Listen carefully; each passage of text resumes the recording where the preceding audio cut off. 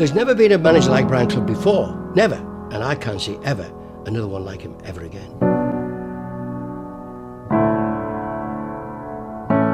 If he thought that you were absolutely magnificent, he would hang your hat on you and say, "This is it, go and play."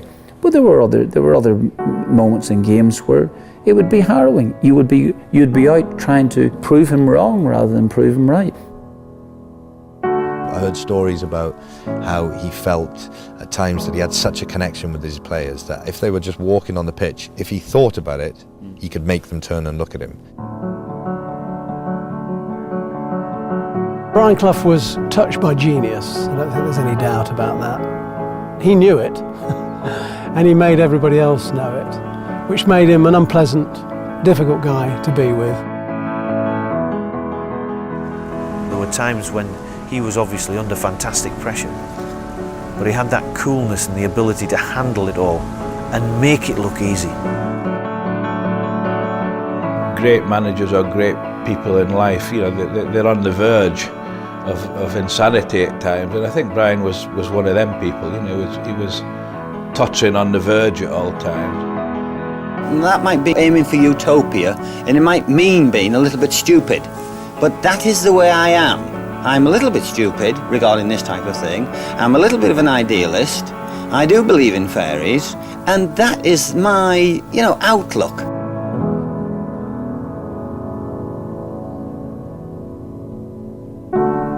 Player, manager, pundit, celebrity, family man, psychologist, pantomime villain.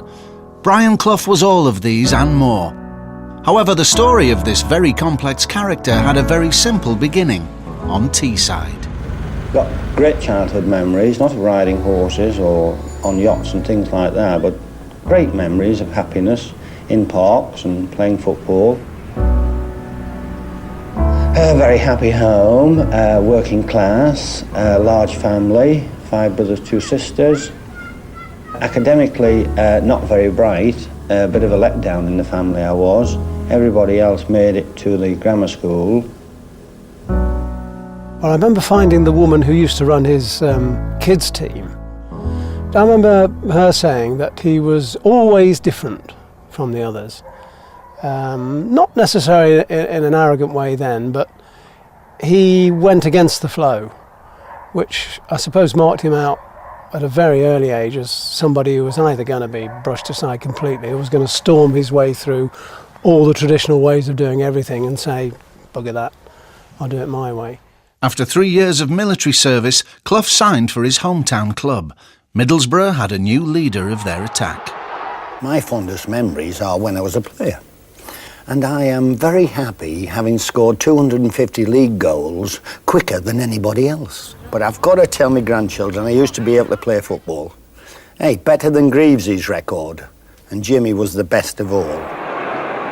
I would walk with Peter Taylor and we'd meet Brian and Eddie Holliday in the main park and walk to the ground together. I used to live over on the Longlands and Brian used to live on Grove Hill, and we would often meet as we were walking to training in this area that we're in now. He was the finest striker of a ball I've ever played with, and I've had the pleasure of playing with, I think, the 2 greatest goal scorers of that era. One was Jimmy Greaves and the other one was Brian Clough. You could have let a bomb off in the penalty area when he was going through one goal. Wouldn't have affected him. All his attributes were to be a manager, to be a good manager, even when he was playing. I think we went to Charlton and we drew 6 each. He was none too pleased, of course, and he certainly made it known to the defence in more or less how many goals do we have to score to win. He was always completely confident about his own ability. So anybody who disagreed with him, he would ignore or even trample over. And that became more and more part of his life and his style. As a player, I loved doing it. I'd have played till I was 90 if I could. International recognition followed, but just 2 caps and no goals before local rival Sunderland acquired his services, a move that was to change his life on Boxing Day 1962.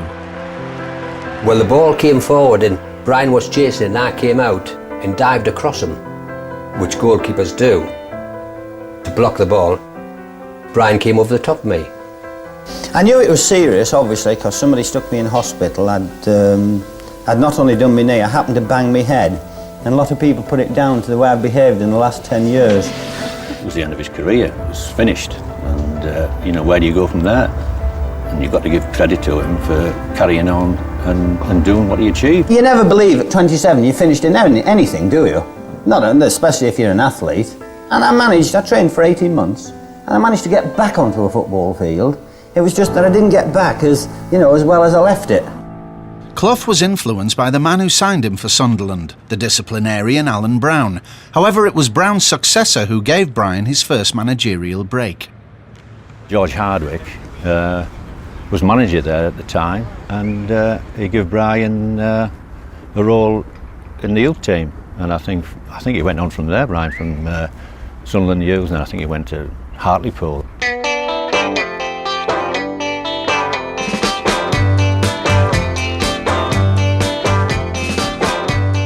To describe Hartlepool's football club as a tip would be giving a bonus to a tip.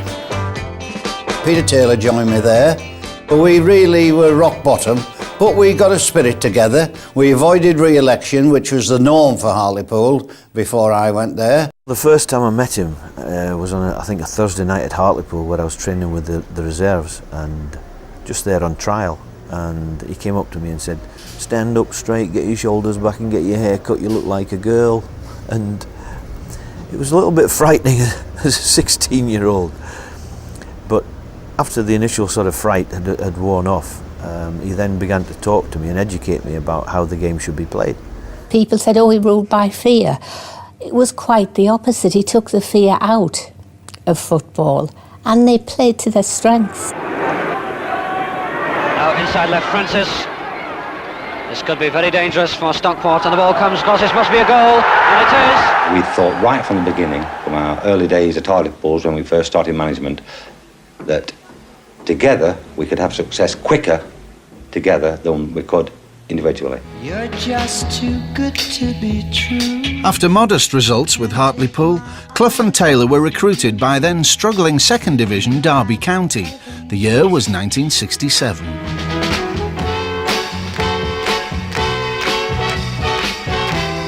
I've got my mind set on football. I know how I approach it, etc., etc. Make no difference whether it's Derby County or whether it's Liverpool. I came 18 months ago from Burton Albion to be with Brian Clough. Brian Clough, the man I know, and I intend to stay with Brian Clough, and I intend to go with Brian Clough to the top of the tree. 7 matches into the season, we made an offer of £6,500 for my services, and I then went to, obviously, negotiate a contract with him. He just said, sign that, it's the best thing you've ever done in your life, so I signed for Derby County. When he was bought from Hartlepool at Derby, one director said to me, "What have you brought us? A splather-footed, innocuous, frail weakling and all that type of thing," which, as opposed to the unlearned eye, that's exactly what he was. And it was a typical director's opinion. Clough rarely took notice of directors, instead relying on instinct and Taylor to secure the talent for success. In Derby's case, Spurs legend Dave Mackay. All the time I was there, we never had an argument. He never raised his voice. We had the shooting box at the Derby and just letting the kids have a wee shot in that. But Brian reckons I taught them how to play. Did you? No, just let them hit the ball and kick the ball, that was all. I never taught them anything, but Brian said it did. David Mackay set the base, and then everybody else blossomed. They were all there waiting for everything until the sun came out, and David Mackay and Willie Carlin was our sunshine. So it's Mackay this time, and a goal! You've got a team spirit that borders on blind faith in each other, and you can't go wrong with that kind of feeling. We've got a lot of character in the side. And if anything is going to win second division this season, apart from the normal skill and fight and all that type of thing, it's character. And I've got it, I think. Oh, McFarlane, a fine goal! What beautiful football! And that could mean promotion for Derby. Oh, you are a bloody disgrace! the target from there, you want bloody shooting! You just recognise the talent of an individual player. I can see no point in you taking corners. I'd much prefer you sticking it in. You find them, you sign them, you handle them. Get in there. That's what I pay you for. He made Rolls Royces out of pig iron. Just find players who you knew could do a job, you knew you could mould them into anything you want, and then prove it and do it. And he did it time and time and time again. Well, it had taken us a couple of years to establish ourselves in the First Division after winning promotion. But by 72, you know, as a side, we were really getting it together. We're finding a bit of room.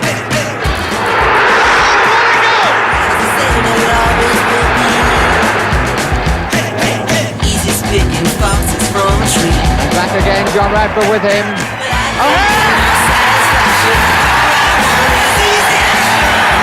We just kept plugging away and we got better and we got more exciting and we got more confident.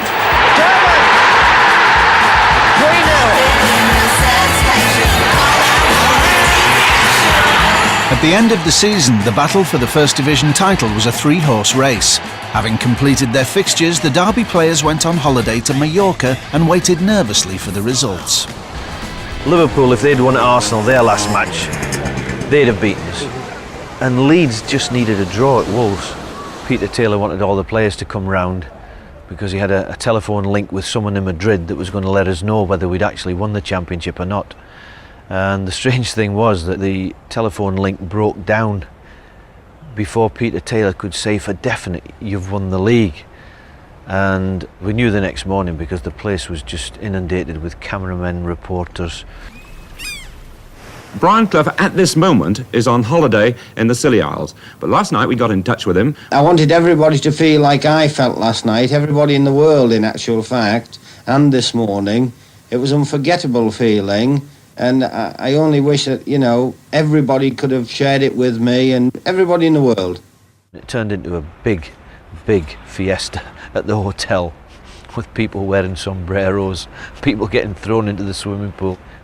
It's not very often you can get to the peak of your career surrounded with your mum and dad and your wife and your 3 kids. He won the Second Division Championship, then he won the Division 1 as it was in those days.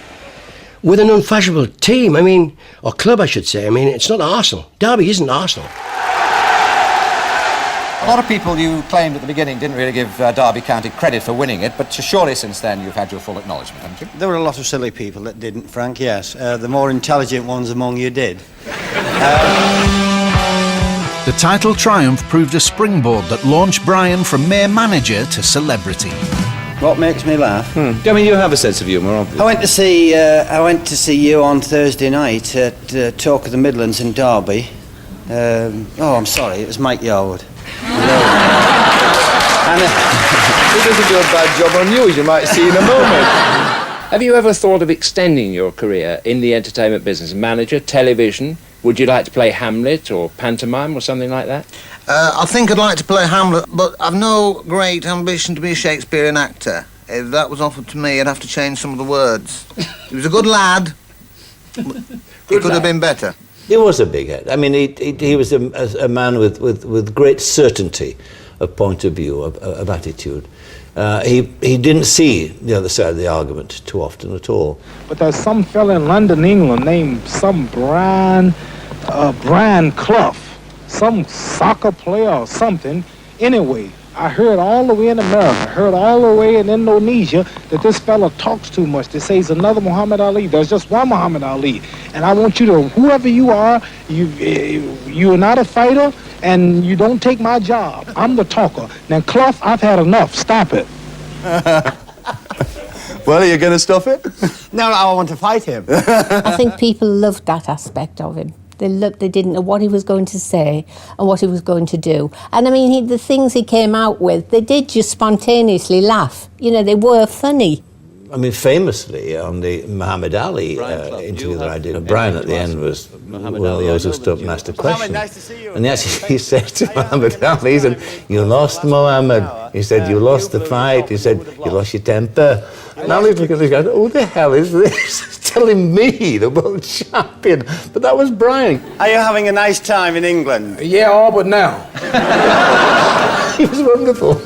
I was terrified of Muhammad Ali, not him. I think that was the beauty of talking to him. You felt you had to be on your mettle and just wait and get into the contest if he gave you the opportunity. He'd point out things that were going to upset somebody, but it didn't stop him, and it was magical. That's how he was. If you think something, say it.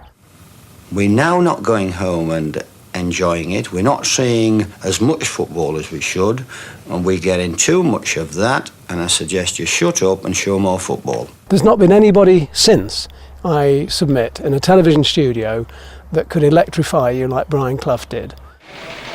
I criticised Sir Alf when he was on top. His character now will stand him in good stead because he's a bit of a stubborn bugger. The Polish women in the corp who used to serve the cheese and the polony and all that type of thing, when I had a go at the... I was doing a lot of television in those days. It was the only time I fell out with them, when I hammered the Poles, when they beat us in the World Cup, and I had to go at the goalkeeper. That other clown at the other end was. Yeah, but you keep calling him... Hey, Brian, you keep calling him a clown, but in fact that fellow has made some fantastic saves, and he's kept England... And my portions of polony and cheese dramatically dropped overnight, and the Polish ladies didn't speak to me for ages and ages, but I think they're forgiving me now.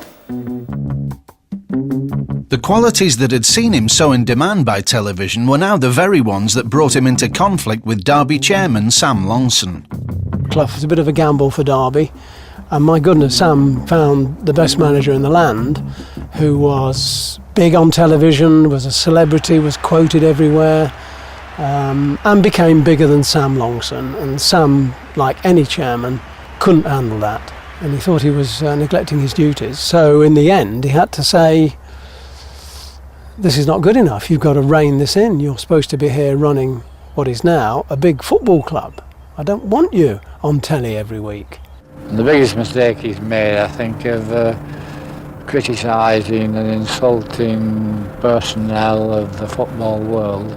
The directors thought he was out of control, and the Football League used to write and say, "Your manager has done this and your manager's done that," and so the board had to address Brian, why was he doing this? And because there was something in the press about Brian Clough said this or Brian Clough said that. It's not a fight between Brian and myself and Peter. It's a fight between, shall we say, right or wrong. It does surprise me a little bit that people who want me to stop putting two words together can't put them together themselves. In those days, he used to resign every single week from Derby. And then one day Sam Longson decided, well, okay, yeah, I'll accept it. And then Brian just couldn't believe it. I resigned and they've accepted it. Peter and I are now officially finished with the Derby County Football Club. Can you tell us why you resigned? Brian, can you just answer? That is the last question. Thank you very much indeed.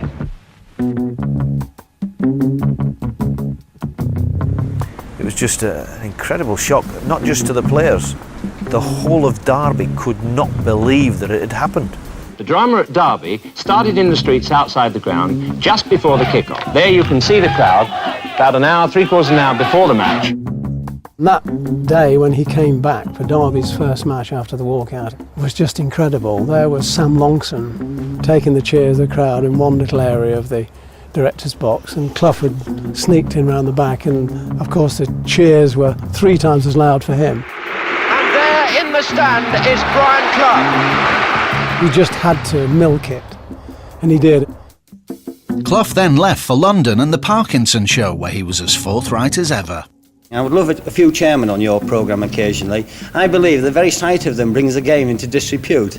And every time they open their mouths, it kills it.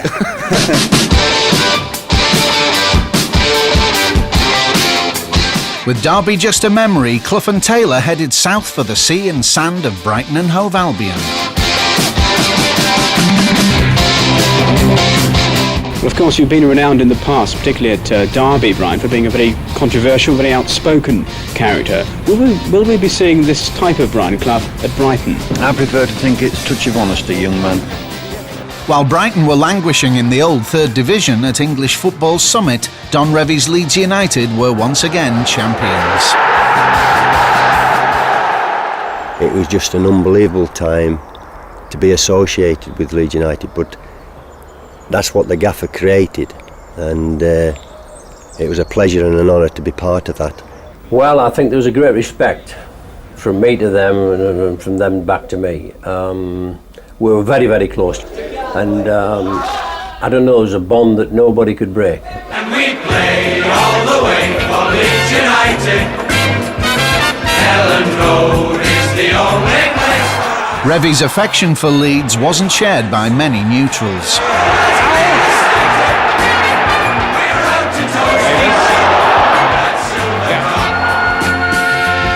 I would love to see the tightening up of referees extended to such an extent where it would be a crime to go and clobber somebody.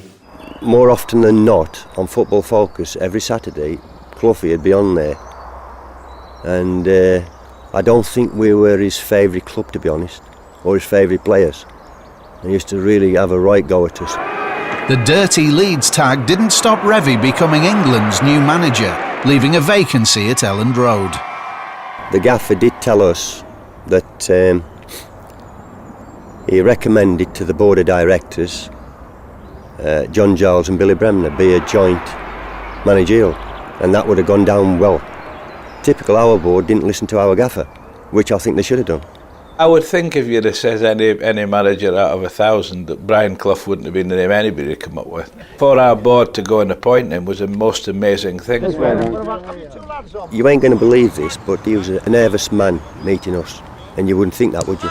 The first meeting, I think that was his downfall, because he actually went through, what he thought of each and every one of us. His remarks wasn't very nice, to say the least. What he said to Eddie was, you should have played far more matches than you have done, because if you'd have been a racehorse, you'd have been shot, young man. I think if he'd have come in and just said, look, never mind what I said in the past, you're a good side, and I only said the things I did to try and upset you a bit, professionalism, it would have been accepted. But he came in and he wouldn't let it die, he wouldn't let it rest. And almost his first action, as I think is famously known, was to tell them to put away all their medals because they'd only gotten them by cheating. It's hardly designed to get people on your side.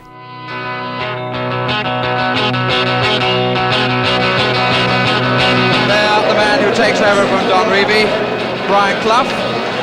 Under the old gaffer's watchful eye, Clough saw his first match in charge of Leeds descend into chaos.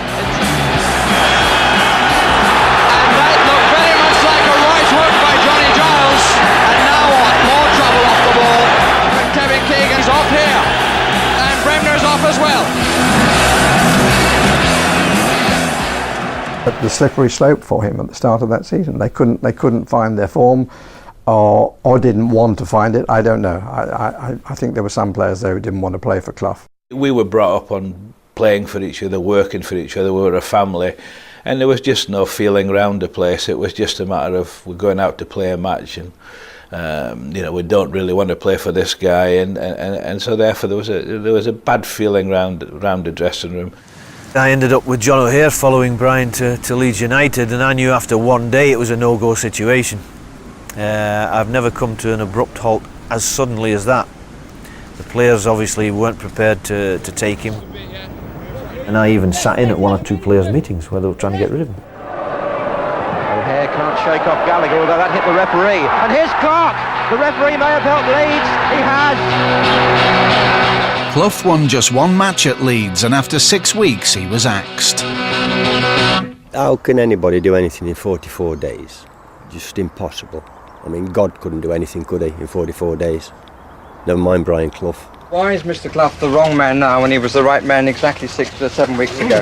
Because the board thinks that to keep the players happy, and this is what we should do. We have been blamed for getting him the sack? No. My answer to that is purely and simply this. When a football club appoints a manager, that manager is appointed by the board of directors. And when that football club sacks a manager, he is sacked by the board of directors. End of story. I think it's a very sad day for Leeds. I think it's slightly sad for football. It was the first time he hadn't had Peter, and I think the first thing he did when he blew it at Leeds was to go and get Peter Taylor back on board with him. So I think that showed that Brian realised probably he wasn't able to do it on his own. He went into the lion's den, I'm afraid, and they ate him. Not many people have done that. The day he was sacked, Clough agreed to go on Yorkshire television to talk about his time at Leeds. Don Revie had also been approached to appear on the show. Why did you come from Brighton to Leeds to take it over when you'd criticised them so much? Why do you take the job? No, because I thought it was the best job in the country. I wanted to do something you hadn't done. I want to win the league, but I want to win it better. Yeah, but there's no way you can win it better. Why not? No. I couldn't give any other answer. And I wanted to win the European Cup. Truthfully, I think that Brian is a fool of himself. I want to be like me. Well, Don obviously wants to be like him. I believe in a different concept of football to Don. I think. Clough's brief tenure at Leeds became the subject of David Peace's novel The Damned United.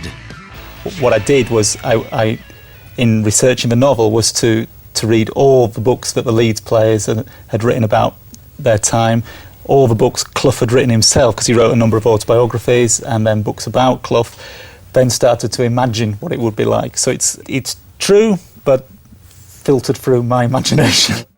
Peace's posthumous portrayal of Clough was controversial and criticised by Brian's family, who rejected it, but it didn't stop the novel becoming a film. I think what we've done with the film is very different to what the book is. The book is a very dark book and does concentrate on a very particular period of time in Clough's life and career. And if there's going to be one film about Brian Clough, if I was a member of his family, I would want it to be a joyous, celebratory thing and looking at all his achievements, not just this one very particular period.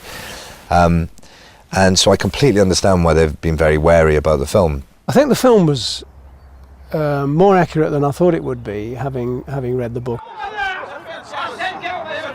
What upset me was that it portrayed as if Billy was a troublemaker, which couldn't be further from the truth. It was absolute rubbish, that. But that upset me, that. But as far as I'm concerned, the first thing you can do for me is to chuck all your medals and all your caps and all your pots and all your pans into the biggest fucking dustbin you can find. Because you've never won any of them fairly. You've done it all by bloody cheating. A lot had been said about the players had got Brian Clough the sack, which wasn't, in our opinion, the case. Brian had got himself the sack. And when they told us the way the film was going to be portrayed, we thought, yes, that would be great, because everybody will be able to think, well, if that was me in the office or at work, and somebody had have come in and said that to me, what would my reaction be? And the amount of people I've talked to since, and I've never heard anybody not say, well, you can't believe a man would behave like that. And if he had have done it to me, the reaction would have been exactly the same. Look, it's Players' Lounge, Brian. 10 minutes. The guy who played Clough, by Christ, what an actor he is, because I closed my eyes and it was like listening to Brian. Ah, you are a disgrace! For missing the target from there, you want bloody shooting! Now get in there! That's what I pay you for! You mention the name Brian Clough to anybody now, they smile and they talk about things that he said or did, and that has to be true to him. That has to be in the film, and more of that has to be in the film. So I think the film, I hope, does far more justice to him as a man than maybe the book did. I was on the floor when I got sacked at Leeds. I was out of work and I was a so-called failure, despite the financial settlement I got, which made me secure financially for the first time in my life. That payoff gave Clough time to enjoy his family and his life's other love. My favourite sport's cricket. I love cricket. I've always loved cricket. I would love to have been an opening bat. You know, to have been out there, you don't have to rely on anybody, or certainly not too many people, and that's the thing that appeals to me, you know.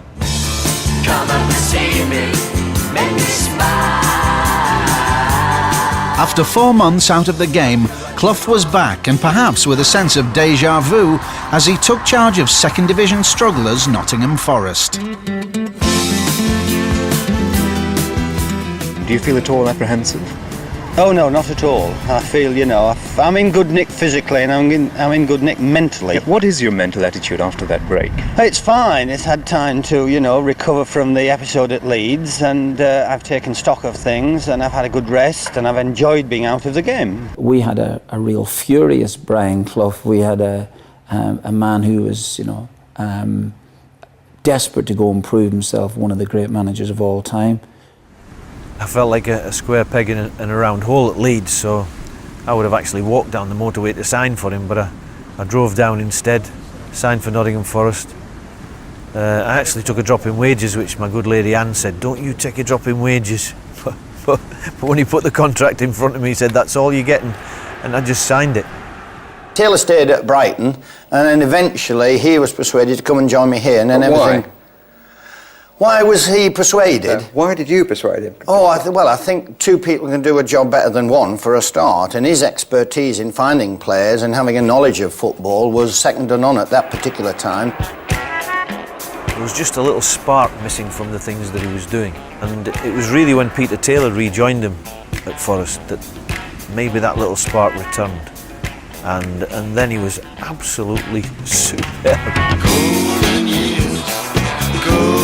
Clough and Taylor reunited, worked their own brand of alchemy on Nottingham Forest-based metal, and again produced gold.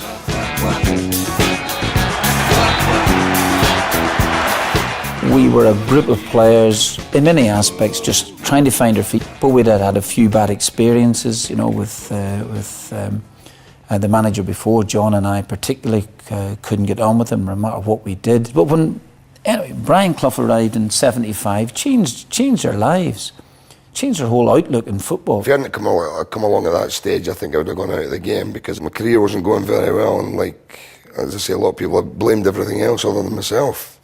And it was when he came in the door, basically told me what he thought was wrong with me. I didn't live right, I was slovenly, I was too heavy. But he thought I had talent, and that if I applied myself properly, he thought he could do it. Robertson. Good running by Bowyer, number 8. Clough did realise that this boy had great talent, and so did Peter Taylor.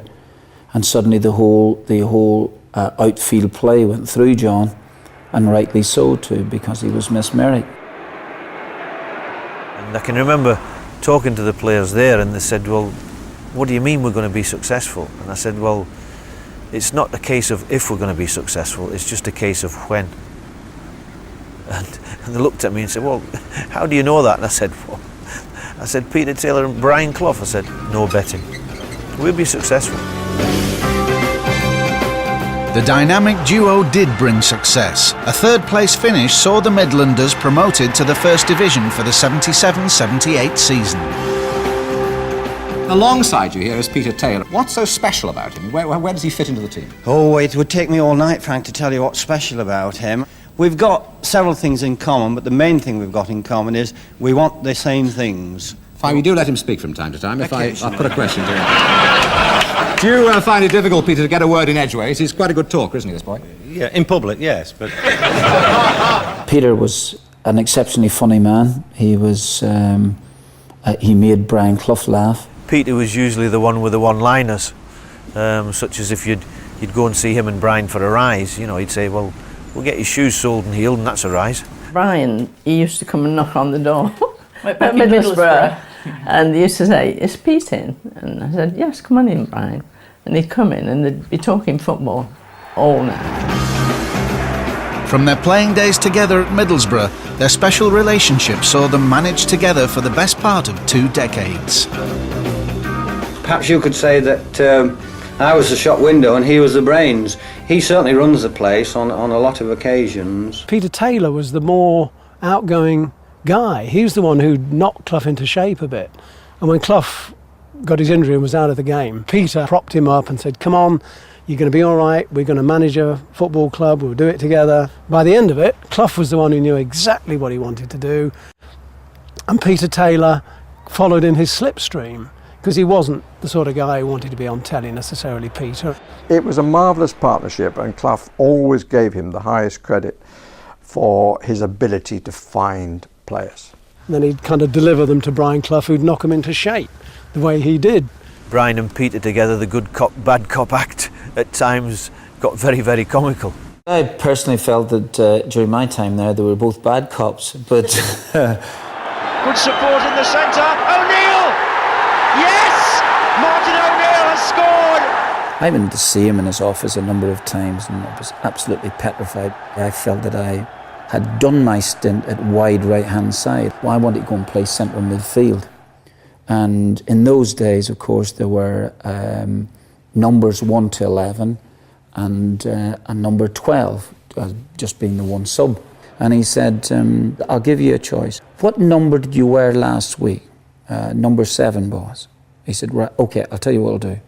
I said, I'll give you a choice. Number 7 or number 12. So I never bothered him again, you know. How do you react, though, when someone, you know, from your playing staff comes in and says, boss, I think you're doing this wrongly? Good, well, I ask him which way he thinks it should be done. We get down to it, and then we talk about it for 20 minutes, and then we decide I was right. They were a perfect blend. They were absolutely ideal, because when Clough used to knock you down, people would be there just picking you up. A statue of Clough stands in Nottingham town centre, and now the two families have successfully campaigned for one of Brian and Peter to be erected outside Pride Park in Derby. I remember going to a reserve match with them. I remember Peter, you know, hold it, push it, turn it. Hold it, hold it!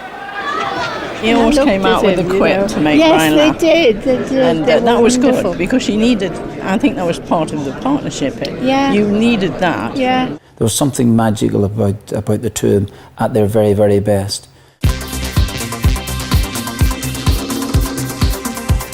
Nottingham's Pied Pipers had not only created an entertaining brand of football that drew crowds, but it also amassed points. From Burton Joyce, Nottingham, dear Mr Saville, I and 4 of my friends from the Nottingham High School would love to meet the Nottingham Forest football team.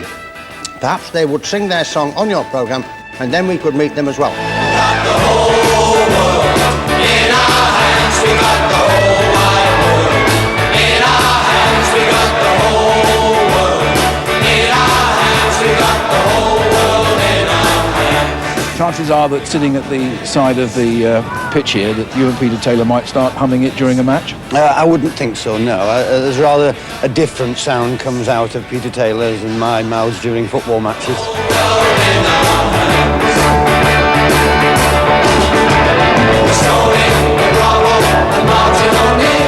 After I'd written that song, I've... only joking.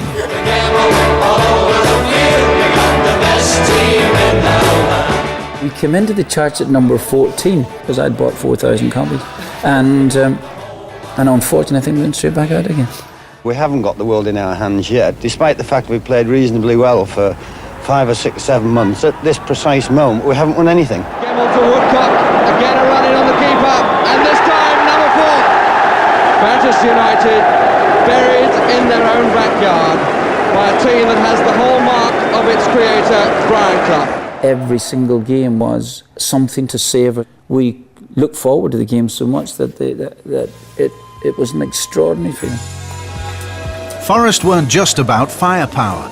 Clough and Taylor had added steel in defence in the shape of Kenny Burns and Britain's then most expensive custodian, Peter Shilton. And that's what they paid £300,000 for. Peter used to inevitably get a lot of headlines, and it used to get on Burnsy's nerves, and rightly so as well. And Burnsy used to say, I'm bloody sick of reading about him. He said he's never had a shot to save for a month, and over periods of time he didn't have shots to save, but when he had one he saved it, you see. That's what made him the best. I said before we kicked the ball, I thought we'd qualify for Europe, no more. and that would have been an achievement. But having signed Shilton, I said then that anything was possible. I remember going to Coventry and we needed a point that night to clinch the championship. This is Wallace. Ferguson. Oh, and Shilton says, I've almost won the championship. Just a season after promotion, Forest secured the League Cup, deposed Liverpool as champions and saw their manager become only the second after Herbert Chapman to win the title with 2 clubs.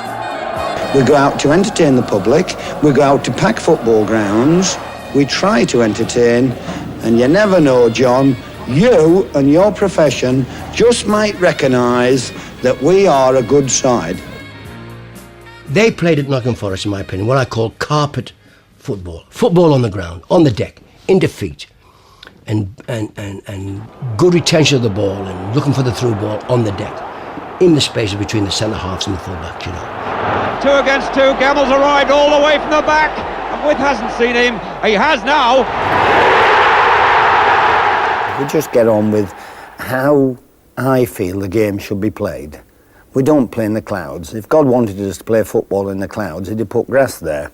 And the other thing, of course, the discipline of the players on the pitch I think was remarkable. No red cards at Nottingham Forest, you know. Very few yellow cards. He wouldn't allow that. I recommended 30-odd years ago that when a player was repeatedly getting booked, for example, and in trouble, not only discipline him, but discipline the manager as well. You go and find Alex Ferguson 50,000 quid, and knowing how tight Alex is with money, I'm telling you, nobody would get booked in Manchester United's side, because he'd step on it straight away. Forest's championship victory meant a place in the European Cup, Clough's holy grail. Clough had been there 5 years earlier with Derby, but had endured a bitter experience in a semi-final in Turin. The match over in Juventus, where we lost 3-1, was the only football game I've ever played in where I nearly ended up in tears, knowing that we'd been cheated in front of UEFA officials, the television cameras, a packed crowd. Free kick against Derby. That's the 38th free kick given against Derby. Juventus have had 8. We weren't hurt so much losing it, because all footballers get hurt losing it, but we know we'd been cheated. We knew the referee cheated us. After Derby had lost in Turin, Clough walked into the press conference and said, "I'm not talking to you lot, I don't talk to cheating bastards," and walked out. Nottingham Forest's first hurdle couldn't have been more daunting. The holders, Liverpool. But a 2-0 win at the City ground saw Clough's side travel to Anfield with confidence. It's come to Dalglish! Oh, what a save! We showed what we really were all about as a team by going to Anfield and getting a 0-0 draw and knocking them out in the first round. That whistle signals the end of Liverpool's hold on the European Cup. And Nottingham Forest, with Brian Clough and Peter Taylor, masterminding a tactical victory. It's the end of an era. Not so much a low profile as a full-face shot of Brian Clough as he comes to take his position. I think when we drew 3-3 with Cologne in the semi-final of the European Cup at the City ground, and the media and I think most football supporters throughout the country didn't really give us a chance, knowing that even if we went and drew in Germany, we were out because of the away goals. But Brian just stood up in front of the camera and just said, "I hope nobody's stupid enough to write us off." Bowyer in the 6-yard area. Flicked on, there's Bowyer! Yes, he's done it! And Nottingham Forest are in the European Cup final. And they've done it the hard way.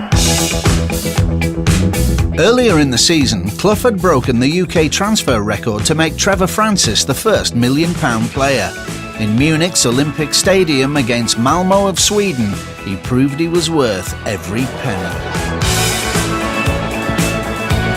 This Trevor Francis makes his debut in European football in the final of Europe's major club competition. They're calling him Bob Houghton, but if you don't know that face, you must have been somewhere on a desert island. Robertson, the first time we've seen them attack them, and there's Francis! And Trevor Francis, the £1 million man, puts his name on the score sheet and returns a great deal of the cheque. The European Cup has come to Nottingham Forest.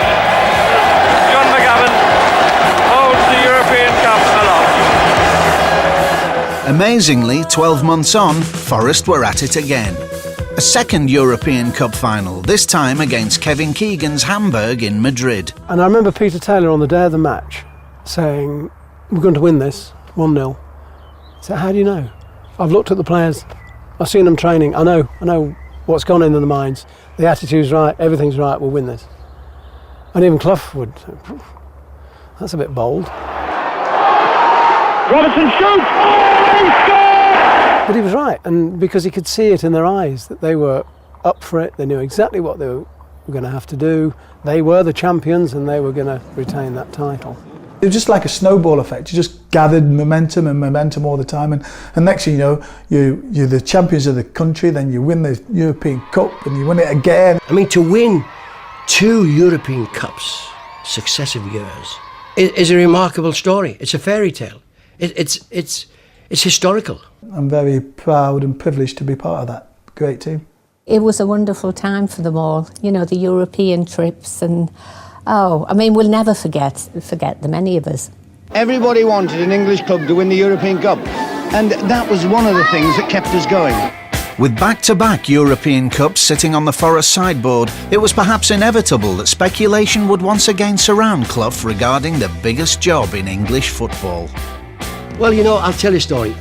Because I had the England job at the time, everybody was clamoring for Brian Clough. And I remember going to Bert Millichip, who was a very nice chairman, in fact, a brilliant Football Association chairman. And I said to Bert one day, Bert, listen, you know, I'm having a rough time, and everybody wants Brian Clough. So, look, forget about me. Let's think about the country.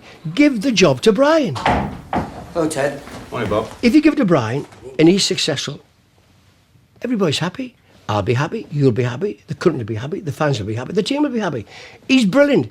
And if you give him the job and he fails, then that's the end of the clamour, the clamour for Brian Clough to be the England manager. So we can't lose either way. Give him the job, let him try it. They thought I was going to take over the Football Association if I'd have got the job. And they were right. The closest Clough ever came was an unsuccessful interview at Lancaster Gate in 1977. I feel the Football Association should have the best manager, and please don't ask me who that is. He was a rebel, and that's why he didn't get the England job, of course, because you couldn't have somebody like that as your ambassador, or at least frightened men at the FA wouldn't dare go down that road. If he'd have gone with Peter, it would have been fun at the time. Maybe it would have been another 44-day epic.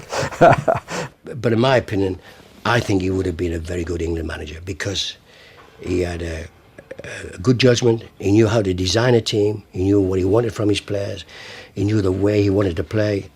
Great motivator. I think he would have been a very good England manager. Before we leave the FA entirely, what do you make of the Premier League? Where do you want to leave them? Well, I just thought before we leave the subject... Are they going in the Manchester Canal? Well, I think you're going to give them a hand, aren't you? Well, they wouldn't get in for prams. The need to maintain success had strained the Clough-Taylor partnership, and in 1982, Taylor announced his retirement. Peter Taylor comes to take his place in the dugout. Only to re-emerge as Derby manager 6 months later. I was walking the Centurion Way, actually, when he signed John Robertson. And what he didn't do was, he didn't have the courtesy to phone me and say, I'm going to sign John Robertson. I think that there was a bit of a fallout before that happened, but I'm sure that didn't help it too much. We was on the walk and we got back to the hotel in the evening. I phoned Janice, my wife, and Brian phoned Barbara. Janice told me that John had signed for Derby, and I thought, oh, this will go down like a bomb. He came out of the telephone booth, went straight to the bar, bought a bottle of whiskey, came back to the table, and he said, I will never talk to that man again. If you're loyal, you're loyal. If you're not, you're not. And he said he promised me that he wasn't going to go back into football, and he did, and he said he's now signed John Robertson without even asking me. I'll never talk to him again. The two men met for the last time in an FA Cup tie in 1983 that saw Taylor's second division Derby overcome Clough's first division Forest. I must ask you, did you speak to Brian? No, I didn't seem to speak to him, no. Then poor old Peter died, and Brian had never made it up with him, and I think that had a great effect. I'm absolutely certain that he would have, if he had things to change again in his life, that would be the one thing that he would have spoken to Peter Taylor, because they had a phenomenal relationship. I've missed him. He used to make me laugh. Did he? Hope he's all right.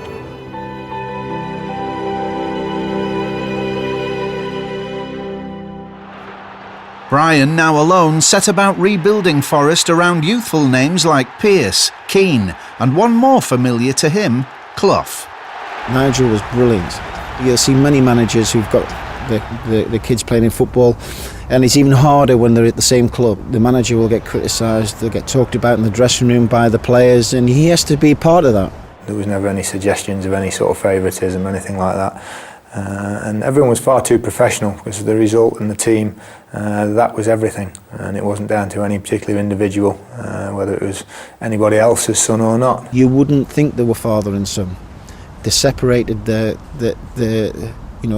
togetherness away from the football club. That was brilliant and close. But I think in the club they were very professional, and Nigel in particular very focused on that.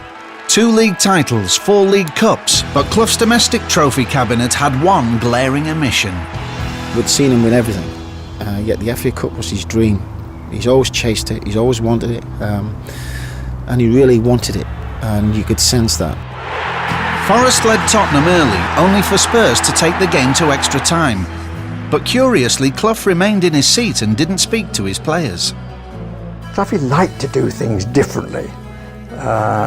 He liked a surprise. It was part of his success. But on this occasion, it backfired. Oh, a chance at the far side. It's in. Own goal, I think. For me personally, that's a big disappointment, because I'd like to think we should have done that for him. And his last chance was gone. The later Brian Clough, well, drink just finished him off, and by then he was clinging to, a shadow of the guy we all thought we knew, and it was tragic. Alcohol made Clough's behaviour unpredictable.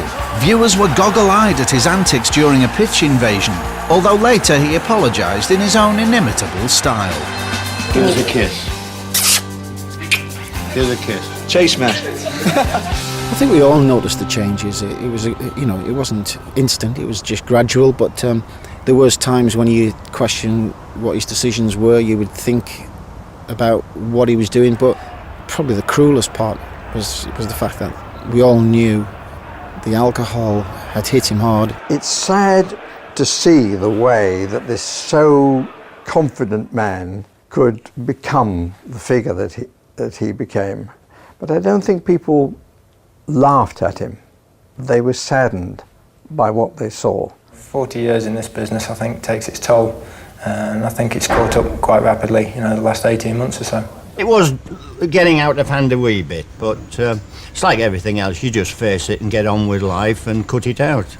I feel he still had his finger on the pulse for a long time, and it was the latter stages that just took his eye off it a wee bit and lost that little bit of balance and direction, and that's when we lost our way.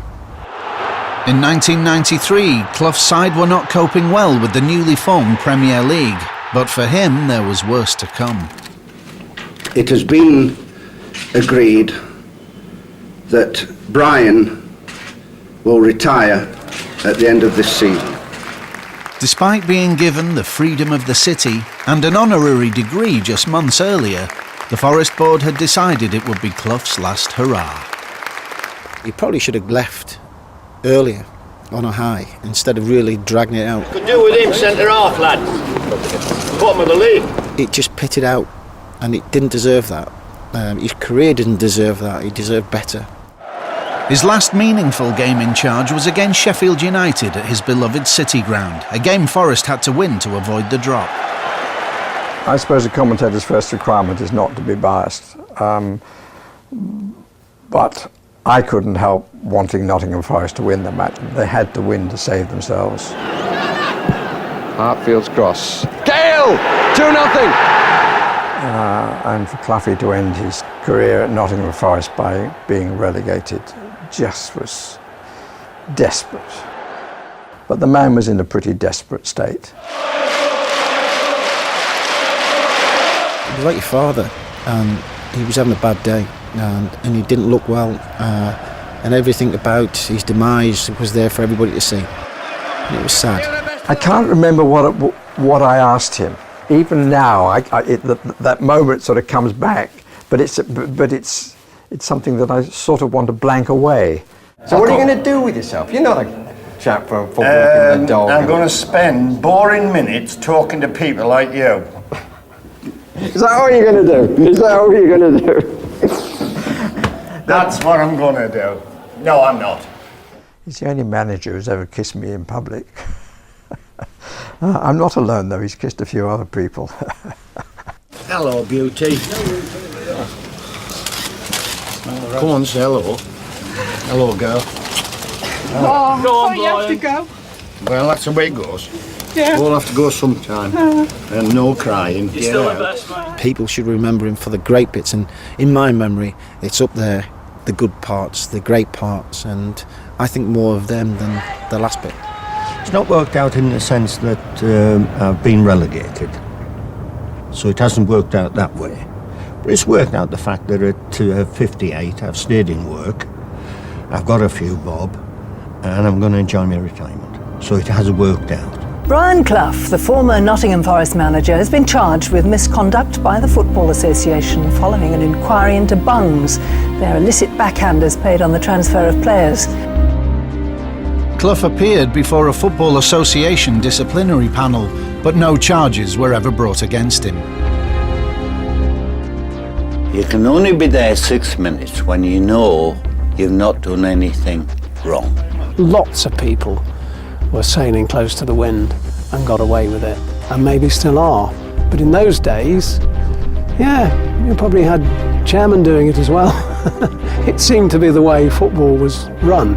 He did a few things his way which were a bit questionable, and he was probably quite lucky that his ill health prevented a greater inquiry into transfer dealings.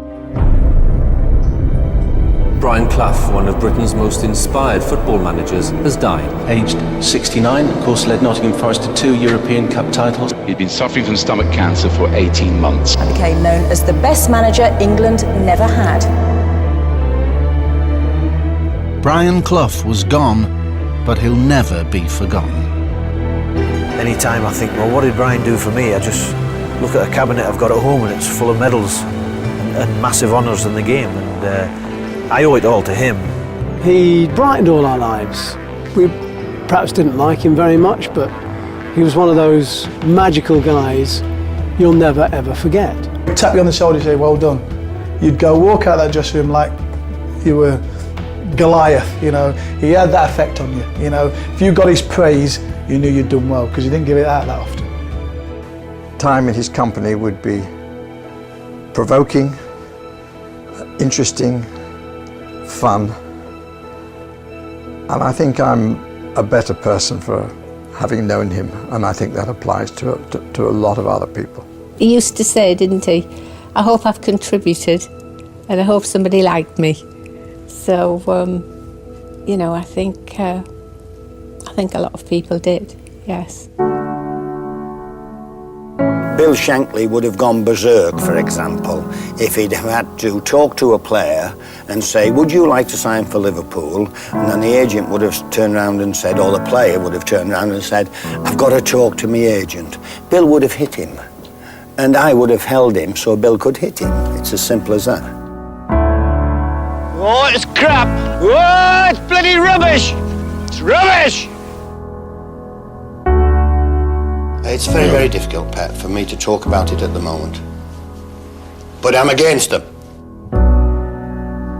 I don't have any O-levels, I don't have any A-levels, and when my children chastise me and give me stick about my lack of this, I put my European Cup medals on the table and my Championship medals. I've got a table full.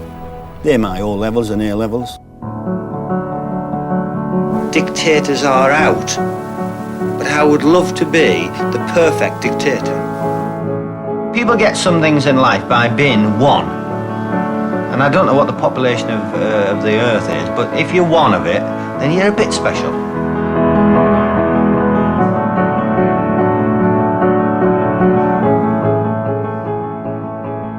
Dara O'Brien trying to keep control over a very rowdy bunch of comedians. It's Mock the Week next on BBC Two.